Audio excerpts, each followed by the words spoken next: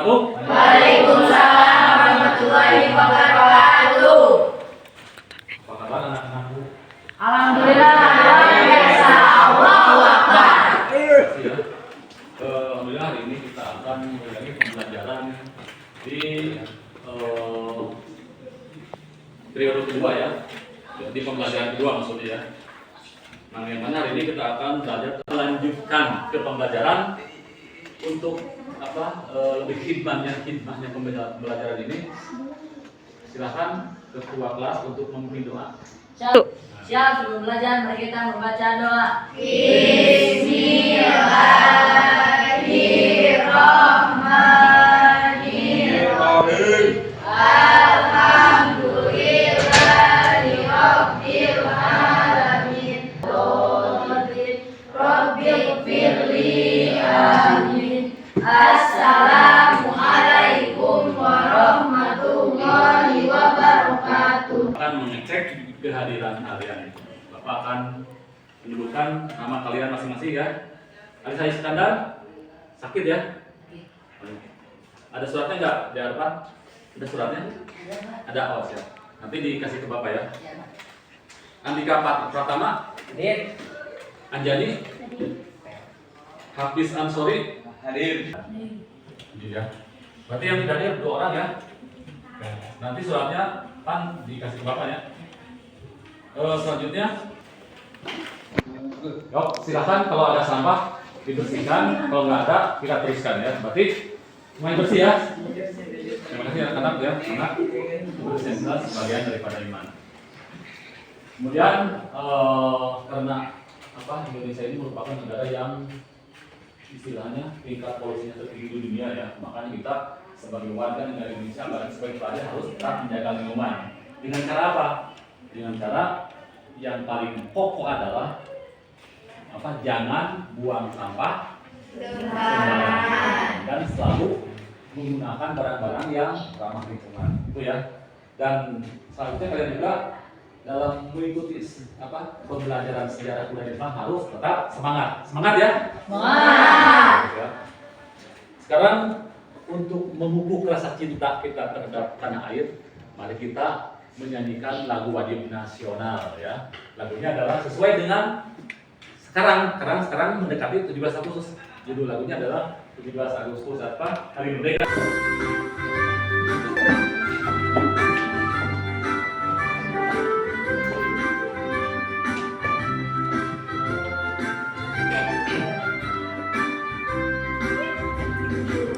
Agustus tahun 45, itulah hari kemerdekaan kita. Hari merdeka, nusa dan bangsa, hari lahirnya bangsa Indonesia. Merdeka, paling merdeka tetap merdeka, selama hayat masih dikandung badan. Kita tetap setia mempertahankan Indonesia. Kita tetap setia. Anak-anak, terima kasih sudah menyanyikan lagu wajib nasional 17 Agustus tahun 1945. Kira-kira hari apa itu 17 Agustus tahun 1945 itu ya Pak? Hari lahirnya bangsa Indonesia. Yang sebentar lagi kita akan merayakannya. Ya. Itu ya. Jadi sebelum kita lanjut ke pembelajaran berikutnya, minggu lalu kan kita pernah belajar apa? Kira-kira belajar apa? Minggu lalu? Minggu lalu belajar tentang bangsa Arab sebelum Islam, Pak. Oh iya. Jadi minggu lalu kita belajar tentang bangsa Arab sebelum Islam. Ya. Dan di dalam bangsa Arab sebelum Islam itu ada 4 kondisi. Ada yang tahu kondisi apa aja? Silakan Lala. Ada 4 kondisi, 1 kondisi kepercayaan, 2 kondisi sosial, 3 kondisi ekonomi, dan 4 kondisi politik. Oke, banyak. Tentang kondisi kepercayaan itu maksudnya apa? Kondisi kepercayaan bangsa Arab.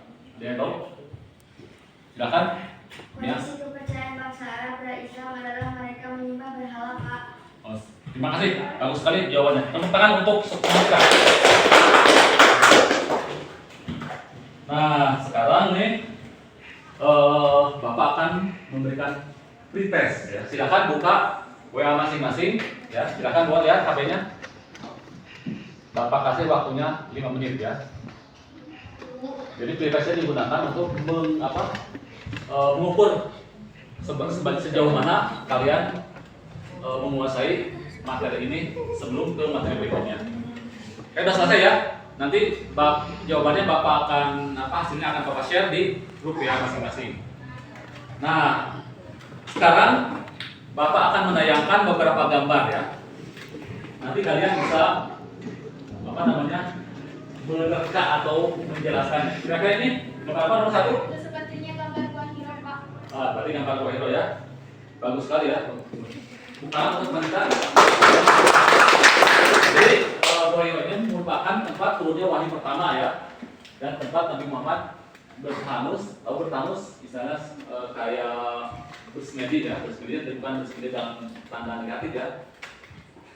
Menunjukkan waktu itu kondisi Arab yang kacau balau ya, yang jahiliyah, yang banyak yang mabuk ya, terus juga yang banyak yang menyembah berhala, yang main judi dan sebagainya ya.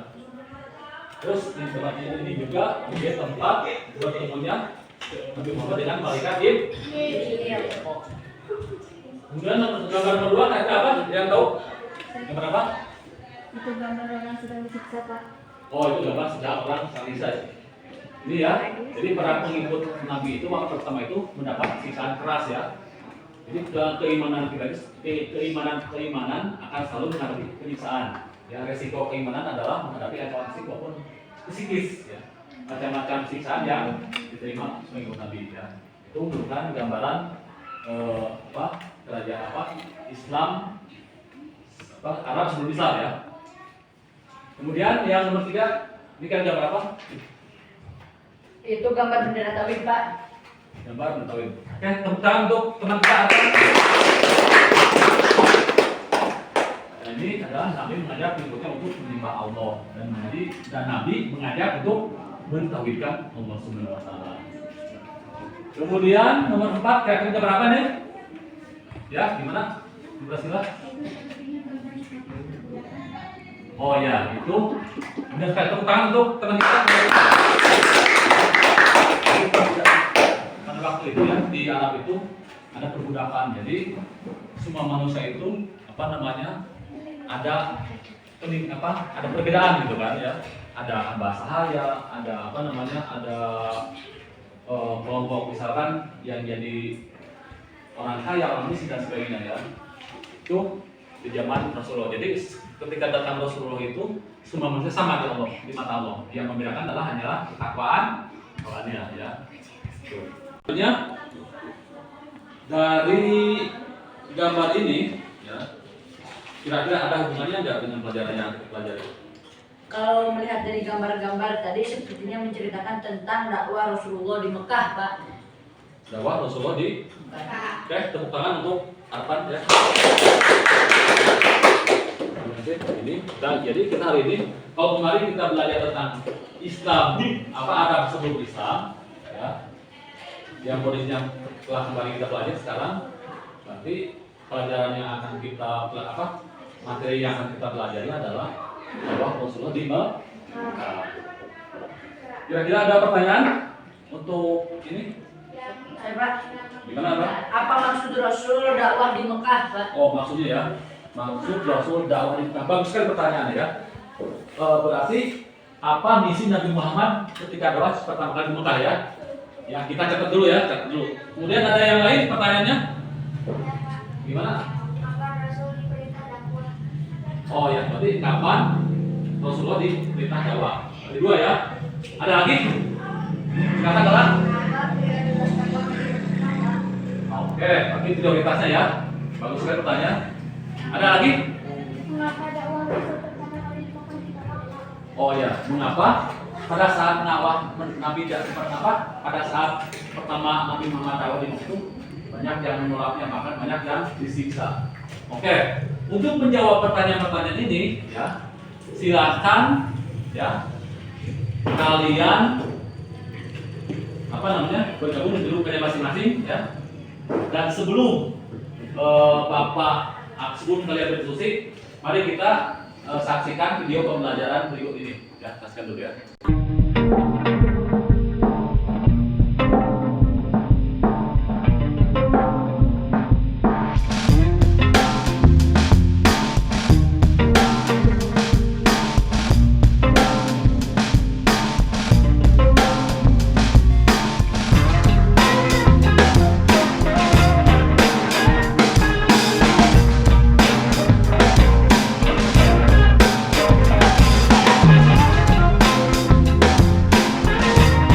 Kalian ya bergabung di grupnya masing-masing untuk mengerjakan tugas ya. Bapak kasih waktunya 10 menit ya. Nanti kalian bisa cari jawabannya bisa dari internet, bisa dari buku paket dan sebagainya. Oke? Untuk diskusi kita mulai dari sekarang. Silakan. Yang sudah Bapak berikan ya. Waktunya 10 menit aja ya. Silakan. Ada pertanyaan dulu silakan. Lala ada pertanyaan? Paham ya? Apa yang Bapak perintahkan? Silakan. Kamu paham? Dan Mia? Kan jadi Mia? Mia ya. Ada pertanyaan? Siap ya. Berarti apa yang Bapak terang tadi jelas ya? Itu bahasa jelas. Ya. Jadi kalian tinggal sesuaikan dengan materi yang di pembahasan hari ini ya. Gimana? Apa? Baiklah. Waktunya 4 menit lagi ya. 4 menit.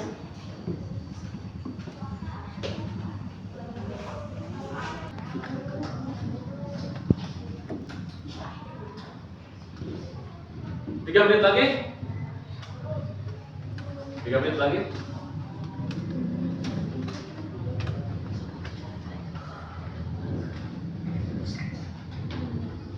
Dua menit lagi waktunya.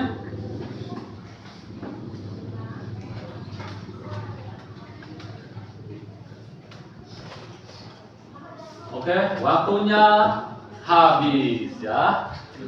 Silakan sekarang untuk mempresentasikan apa yang telah didiskusikan oleh kalian dengan grupnya masing-masing.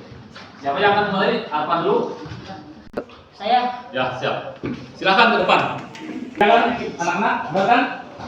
Ya. Assalamualaikum, kami dari kelompok dakwah. Kami akan mempresentasikan diskusi kami. Satu, mengajarkan ketauhidan.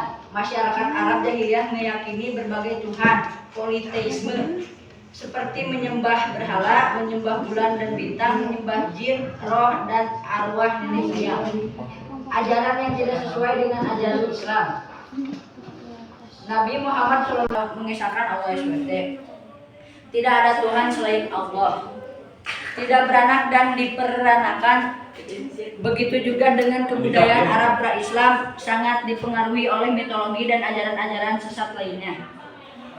Sedang Islam membawa peradaban atau kebudayaan baru berdasarkan petunjuk Allah Subhanahu wa taala dan Al-Qur'an. 2. Membangun manusia yang berakhlak mulia. Pada tahun 611 Masehi, Muhammad berusia 40 tahun. Beliau menerima wahyu yang pertama di Gua Hiro yang terletak di Jabal Nur. Letaknya beberapa kilometer sebelah utara kota Mekah. Setiap tahun sepanjang bulan Ramadan, Muhammad pergi ke sana dan berdiam di tempat itu. Ia tekun dalam merenung dan beribadah, menjauhkan diri dari segala kesibukan hidup dan keributan manusia. 3. Menyampaikan tentang adanya hari kiamat sebagai hari pembalasan. Sesuai Islam datang, masyarakat Arab tidak mengetahui dan tidak pula mempercayai adanya hari pembalasan atau hari kiamat. Hari kiamat adalah hari dihancurkannya bumi dan seisinya. Mereka tidak percaya bahwa manusia yang sudah meninggal dapat dibangkitkan kembali. Oke. Paham kalian apa yang disampaikan oleh teman kita? Sudah Arfan? Paham. Untuk mari kita berikan tepuk tangan untuk kembali ke ke tempatnya. Kemudian setelah Arfan, sekarang kita lanjut ke kelompok 2. Kelompok 2. Ya, silakan. Lala.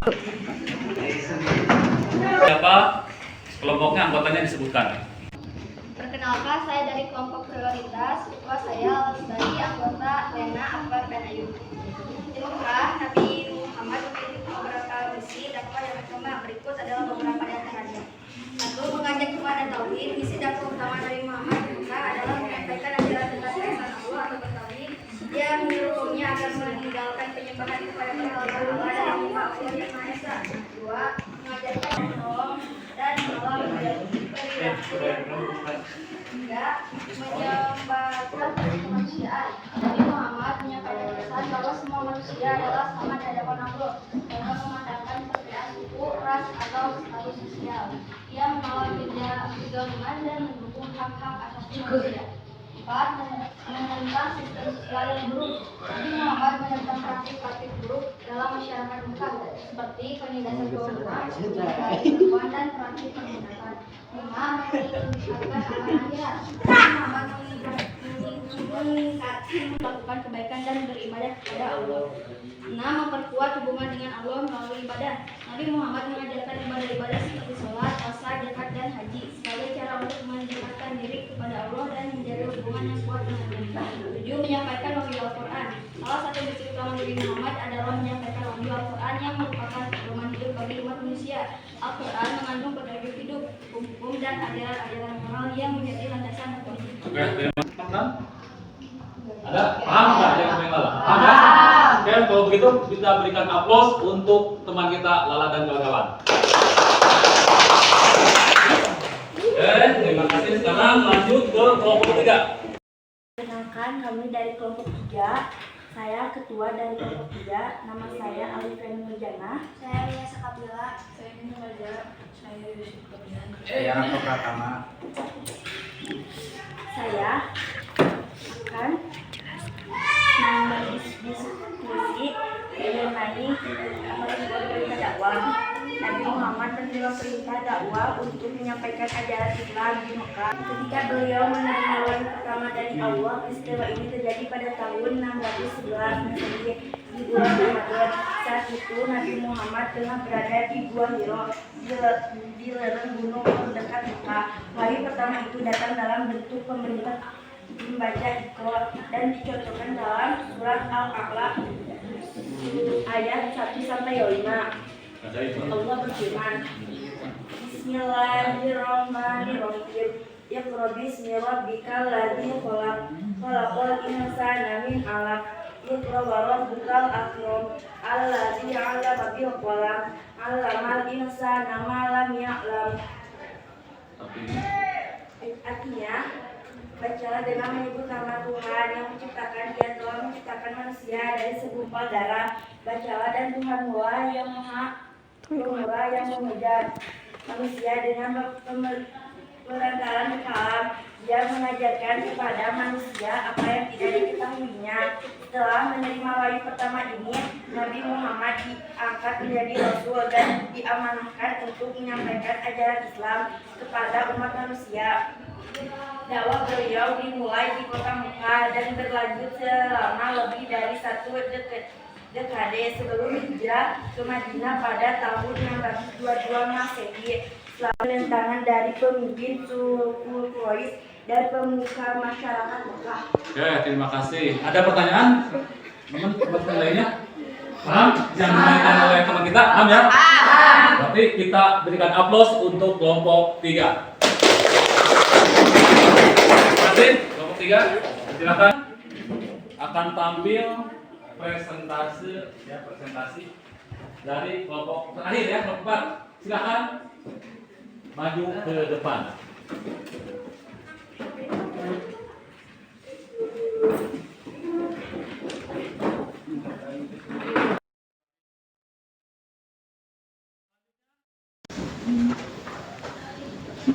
Perkenalkan, kami dari kelompok 4. Saya ketua dari kelompok 4 Jalalawiyah, anggota Siti Nur Latifah, Putri Amelia, Siti Dini Fatmawati.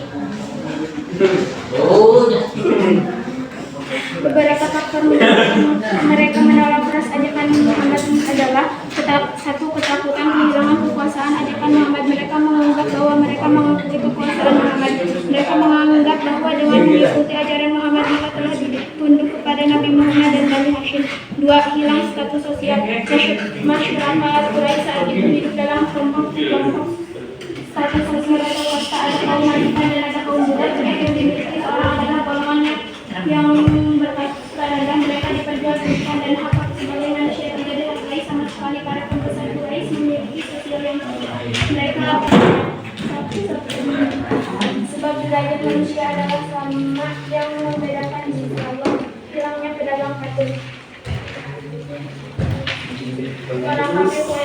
Orang kafir Quraisy adalah masyarakat yang mudah berhala merupakan mata pencaharian masyarakat ketika mereka membuat berhala Lata, Uzza dan Mana dan juga Uban kemudian bagi ke orang-orang yang memiliki Ka'bah. Oke, terima kasih ya kelompok 4. Dari pemaparan kelompok 4, ada yang ditanyakan teman-teman? Paham apa yang disampaikan kelompok 4? Paham? Itu kita berikan aplaus untuk teman kita. Oke anak-anak, teman kalian ini ada yang bisa menyimpulkan apa yang garis besarnya yang dipelajari di materi di pagi hari ini. Silakan. Ya, silakan Alisa. Soal ini belajar tentang misi dakwah Nabi Muhammad di terima kasih ya, betul sekali ya bahwa hari ini kita belajar tentang misi dakwah Nabi Muhammad di ya. Kemudian, nah dari pemaparan tadi ya, pembelajaran yang Bapak sampaikan dan yang didiskusikan oleh kalian ya, ada pembelajaran apa-apa yang harus kita jauhi. Tentunya di sini adalah pelajaran yang harus kita pelajari dari materi ini. Kira-kira apa pembelajaran pertamanya? Silakan, Lala. Pentingnya persiapan dakwah secara maksimal. Kesuksesan berdakwah membutuhkan visi dan strategi yang jelas, membiasakan sikap kasih sayang kepada manusia dan lingkungan, menghasilkan respon positif dalam interaksi sosial. Oke, terima kasih tepuk tangan untuk Lala. Oke, terima kasih ya. Nah, dari pembelajaran ini, kira-kira ada yang ditanyakan lagi? Paham ya semua ya? Paham. Terima kasih ya. Sekarang silakan buka HP-nya masing-masing. Kita akan mengadakan pretest atau tes terakhir ya. Soalnya tetap sama. Silakan buka HP-nya. Bapak berikan waktunya sekitar 7 menit. Silakan ya. Silakan. Oke. Ya, waktunya habis ya. Waktunya habis. Ya, waktunya habis. Nanti hasilnya kita akan bandingkan antara pre-test dan post-test ya. Kalau pre-testnya kecil, kalau postnya besar berarti kalian sudah ada perkembangan. Oke, terima kasih. Anak-anakku sekalian, Bapak ingin bertanya nih ke kalian nih, apakah senang nggak? Senang. Apakah Bapak menyampaikan terlalu cepat? Tidak. Oke. Kalau begitu, mari kita akhiri pembelajaran ini dengan mengucapkan Alhamdulillah bersama-sama. Alhamdulillah. Terima kasih anak-anak. Assalamualaikum warahmatullahi wabarakatuh. Warahmatullahi wabarakatuh.